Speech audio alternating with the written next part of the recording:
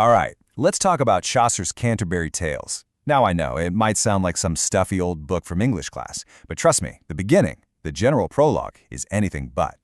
Think of it less like a book and more like a vivid and honestly sometimes scandalous picture gallery of medieval England, and every single portrait has a secret. So the basic setup is actually pretty straightforward. It's springtime, the world is waking up, and this ragtag group of strangers all end up at the same inn. They're all heading on a pilgrimage to Canterbury, and to make the long trip more interesting, the host suggests a storytelling contest. Simple enough, right? Ah, but this is where things get really interesting. Our narrator, Chaucer himself, starts describing all of his fellow travelers one by one. And you have to start asking yourself, who are these people, for real? And are they anything like who they pretend to be? That's the puzzle we're going to solve. Now, to really understand the people in the portraits, we've got to understand the gallery they're hanging in. You have to know the rules of their world before you can see just how spectacularly some of them are about to break those rules. See, back in Chaucer's day, society was organized by this system they called the three estates. It was a super rigid social structure, and your estate, well, it pretty much defined your whole purpose in life, what you did, who you were, and what was expected of you. The whole system basically boiled down to three main groups. First, you had those who pray. That's the clergy, and their job was to look after everyone's spiritual health. Then you had those who fight, the nobility, whose job was to protect the kingdom. And finally, those who work, the commoners, who, did all the work to keep society running. Everyone had a role, and you were expected to play it.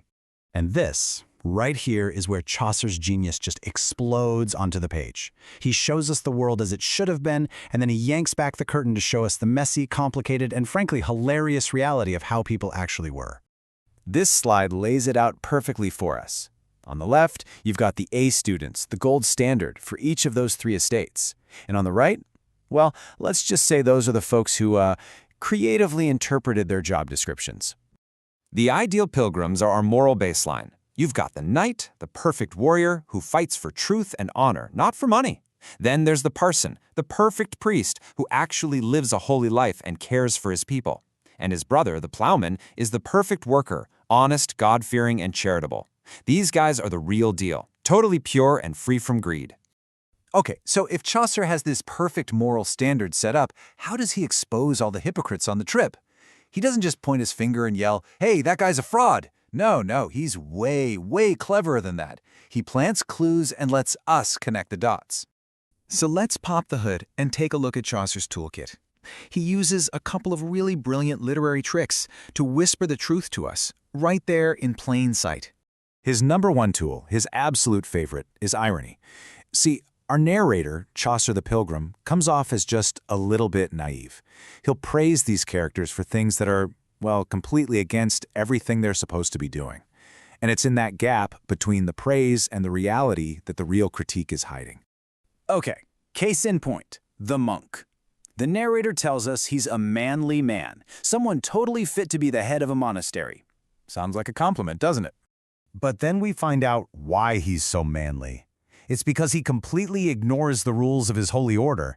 He thinks studying is a waste of time. He loves hunting, owns expensive horses and greyhounds, and wears fancy clothes. He's living like a wealthy lord, not a humble monk. So that praise from the narrator, it's actually a massive joke, and it perfectly highlights just how corrupt the monk really is.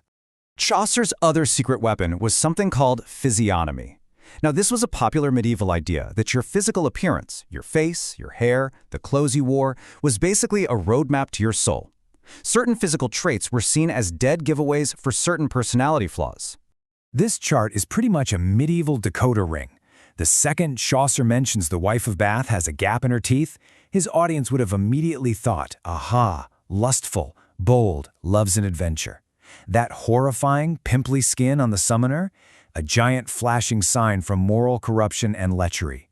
And the pardoner, with his stringy yellow hair and high-pitched voice, he might as well have been wearing a shirt that said, "I am a fraud." Chaucer didn't have to spell it out. Their faces did all the talking for him. So what's the big takeaway here? Why does this 600-year-old collection of character sketches still feel so incredibly fresh and relevant? Why do these people feel so familiar? It's because Chaucer created something truly amazing. Characters who are both individuals and universal types. The greedy salesman, The erudite professional, the social climber who's obsessed with appearances. They were specific to the 14th century, sure, but they also represent human flaws we see all around us every single day. He created a little snapshot of his world that ended up being a timeless mirror for our own. And that brings us to a final question to chew on.